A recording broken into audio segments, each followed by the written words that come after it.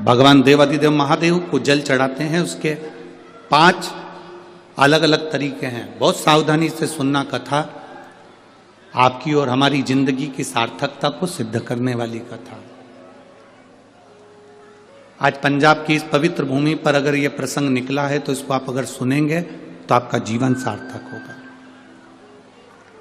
शिव जी को 5 तरह से जल चढ़ाने का तरीका है।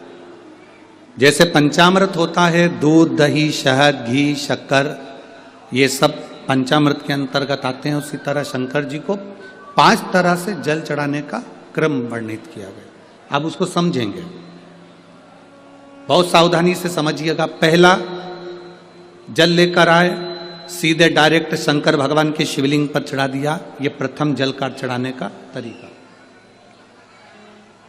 दूसरा,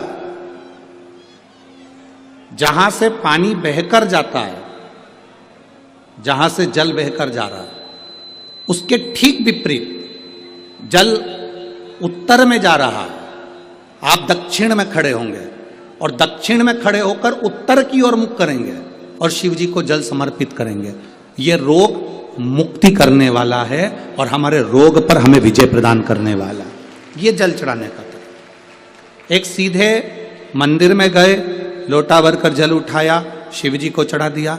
दूसरा, जल जहां से पानी बहता है, शिव जी का चढ़ा हुआ जल जहां से बहकर जाता है, उसके ठीक विपरीत में शिव जी का जल इधर जा रहा है तो तुम यहां खड़े हो, तुम यहां बैठो, यहां मत बैठना, यहां मत बैठना, इधर बैठो। अगर रोग का निवारण है तो यहां बैठकर।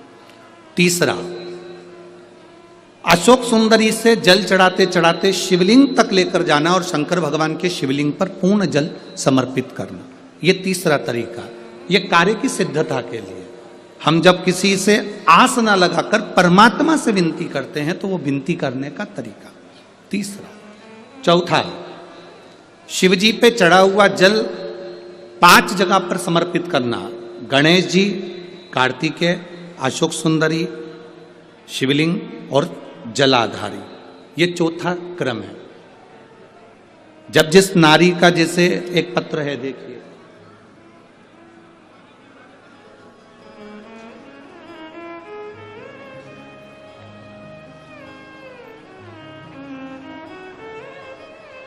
मेरा नाम मोनिका है, मेरे पति का नाम संजय सिंह है। मैं दिल्ली स्वरूप नगर की निवासी हूँ। कहीं बैठी हो तो हाथ हिला सकती हैं। अगर कहीं बैठी हो तो हाथ हिला सकती हैं।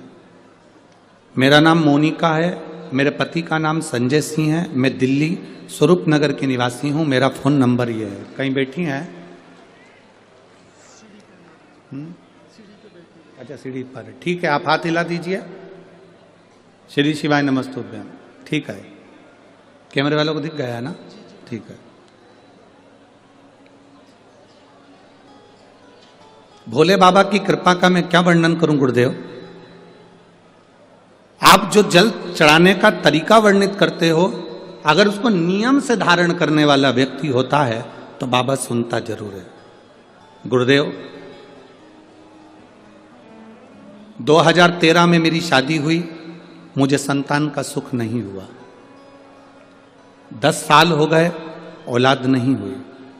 दिल्ली का एक हॉस्पिटल जिसको हम दिखा सकते थे, अच्छे से अच्छा डॉक्टर जिससे हम जांच करा सकते थे, उसके अनुसार हमारे को संतान का सुख नहीं था।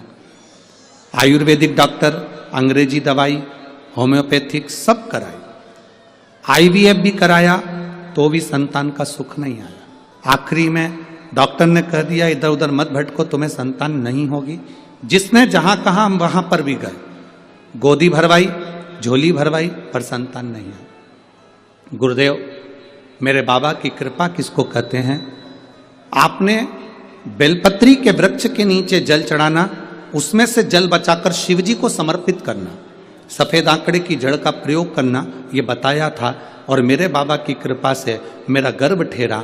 मेरे बाबा ने मुझे आज 10 साल के बाद औलाद दी है। मैं उसको यहाँ प्रणाम कराने के लिए लेकर आई हूँ, उसको नमन कराने के लिए लाई। बच्चा लाए हैं क्या साथ में? बाबू को लाए हैं क्या? नहीं लाए? ठीक है, मैं प्रणाम करने के लिए लाई हूँ। गुरुदेव, बाबा बाबा है। बैठिए बहन, शिव तत्व है। एक जल चढ़ाने का तरीका, शिव जी को हम जो जल चढ़ाते हैं उसका एक तरीका भी हमारी जिंदगी में अगर हमने उसको स्मरण में रख लिया तो हमारी कार्य की सिद्धता को सिद्ध कर देता है, हमें सफलता की ओर लेकर चले जाता है। सीधे जल चढ़ाना, दक्षिण में बैठकर उत्तर की ओर मुख कर कर जल चढ़ाना, अशोक सुंदरी से लेकर शिवलिंग तक जल चढ़ाना, 5 स्थान पर गणेश, कार्तिकेय, अशोक सुंदरी, जलाधारी, शिवलिंग पर जल चढ़ाना 5 स्थान पर, ये चौथे नंबर का। और 5वां जल समर्पित करना,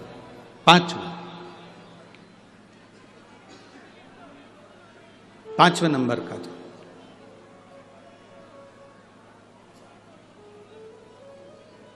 शिव जी को 5म नंबर का जो जल आता है, जो जलाधारी है, ऊपर जिसमें पानी भरा रहता है और नीचे एक एक बूंद टपकता रहता, जलाधारी में जल समर्पित कर कर उसी जल को बचाकर अशोक सुंदरी वाली जगह पर थोड़ा सा चढ़ाकर उसी में से जल शिवलिंग पर जब हम समर्पित करते हैं तो हम जिस कार्य के लिए जा रहे हैं वो कार्य सफल होता है।